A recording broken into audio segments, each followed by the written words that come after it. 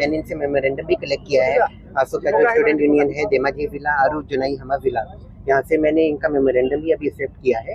As per provisions of law, we will look into this and I will forward this for necessary action to DC Demaji and SP Demaji. I request everyone, please cooperate with the administration and do not take any unnecessary measures. So we are looking into this and all care is being given to जो चंद्रकांत बरुआ है उनको AMC Dibrugarh में all necessary care is being given. So I will keep you apprised. जो भी नया action होता है, whatever is the action being taken, you will be apprised on that. Sir, अगर पुलिस वाला ऐसा करेगा तो पुलिस वाला के ऊपर पब्लिक का विश्वास उठ जाएगा। इस बारे में क्या बोलेंगे? मतलब no comments here. Simply let us inquire into this. Let natural justice be followed. We will inquire into this. Let us see कि क्या हुआ है। बिना इंक्वायरी के या बिना due procedure K let us not give any rash comments. ठीक है? तो प्लीज कोऑपरेट। आप सबके लिए भी एंड इनको भी सपोर्ट करता हूँ कि इन्होंने बहुत आराम से बिना कोई क्योस क्रिएट किए इन्होंने भी अपना पॉइंट रखा है, तो we have taken that point into account. ওপৰত আক্ৰমণ চলিছে। ছাত্ৰ সন্থা এগৰাকী নিৰোগী কৰ্মী, তেওঁ এগৰাকী ধৰ্মীয় অনুষ্ঠানত থকাৰ পাছত তেওঁক উঠাই আনি এজন মৰাণ নামৰ মদাহী পুলিচে ইয়াত আক্ৰমণ কৰিব আৰু আমি সহ্য কৰি থাকিম। বৰভাৱে অত্যাচাৰ কৰিছে, তেওঁৰ দাঁত ভাঙি দিয়া হৈছে, তেওঁক লাঠিৰে কোবাই গোটেই শৰীৰ অৱস্থা বেয়া কৰি পেলোৱা হৈছে। গতিকে মৰাণ নামৰ এই মদাহী পুলিচজনৰ ওপৰত যেতিয়ালৈকে ব্যৱস্থা গ্ৰহণ নকৰিব তেতিয়ালৈকে ছাত্ৰ সন্থা কোনো কাৰণতে ক্ষান্ত নাথাকে।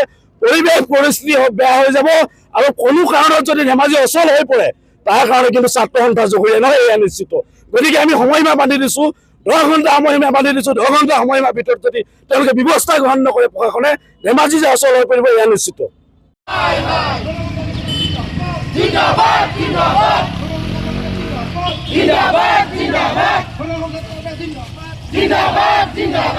मैंने इनसे मेमोरेंडम भी कलेक्ट किया है। आसो का जो स्टूडेंट यूनियन है देमाजी जिला और जुनाई हमा जिला, यहाँ से मैंने इनका मेमोरेंडम भी अभी एक्सेप्ट किया है। As per provisions of law, we will look into this and I will forward this for necessary action to DC Demaji and SP Demaji. I request everyone, please cooperate with the administration and do not take any unnecessary measures. So we are looking into this and all care is being given to जो चंद्रकांत बरुआ है उनको AMC Dibrugarh में all necessary care is being given. So I will keep you apprised. जो भी नया action होता है, whatever is the action being taken, you will be apprised on that. Sir, अगर पुलिस वाला ऐसा करेगा तो पुलिस वाला के ऊपर पब्लिक का विश्वास उठ जाएगा। इस बारे में क्या बोलेंगे? मतलब no comments here. Simply let us inquire into this. Let natural justice be followed. We will inquire into this. Let us see कि क्या हुआ है। बिना इंक्वायरी के या बिना due procedure K let us not give any rash comments. ठीक है? तो प्लीज कोऑपरेट। आप सबके लिए भी एंड इनको भी सपोर्ट करता हूँ कि इन्होंने बहुत आराम से बिना कोई क्योस क्रिएट किए इन्होंने भी अपना पॉइंट रखा है, तो we have taken that point into account. ওপৰত আক্ৰমণ চলিছে।